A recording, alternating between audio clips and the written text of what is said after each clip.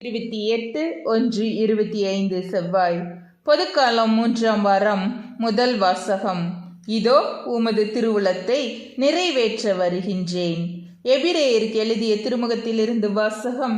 அதிகாரம் 10, இறைவசனங்கள் 1 முதல் 10. சகோதர சகோதரிகளே, வரப்போகும் நலன்களின் உண்மை உருவை திருச்சட்டம் எடுத்துக்காட்டவில்லை. அது அவற்றின் நிழலாக மட்டுமே உள்ளது. எனவேதான் ஆண்டுதோறும் இடைவிடாமல் செலுத்தப்படும் அதே பலிகளால் வழிபட வருபவர்களை நிறைவுள்ளவர்களாக்க அதற்கு வலிமை இல்லை.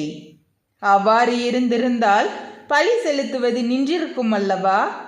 ஏனெனில் வழிபடுபவர்கள் ஒரே முறையில் தூய்மை அடைந்திருந்தால் பாவத்தை பற்றிய உணர்வே அவர்களிடம் இராதே.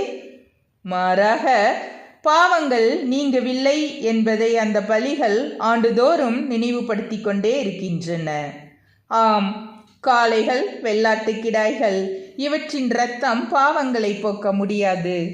அதனால்தான் கிறிஸ்து உலகிற்கு வந்தபோது பலியையும் காணிக்கையையும் நீர் விரும்பவில்லை. ஆனால் ஓர் உடலை எனக்கு அமைத்து தந்தீர். எரிபலிகளும் பாவம் போக்கும் பலிகளும் உமக்கு உகந்தவை அல்ல. எனவே நான் கூறியது, என் கடவுளே, உமது திருவுளத்தை நிறைவேற்ற இதோ வருகின்றேன்.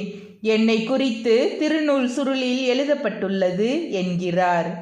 திருச்சட்டப்படி செலுத்தப்பட்ட போதிலும் நீர் பலிகளையும் காணிக்கைகளையும் எரிபலிகளையும் பாவம் போக்கும் பலிகளையும் விரும்பவில்லை. இவை உமக்கு உகந்தவை அல்ல என்று அவர் முதலில் கூறுகிறார். பின்னர் உமது திருவுளத்தை நிறைவேற்ற இதோ வருகின்றேன் என்கிறார். பின்னையதை நிலைக்க செய்ய முன்னையதை நீக்கிவிடுகிறார்.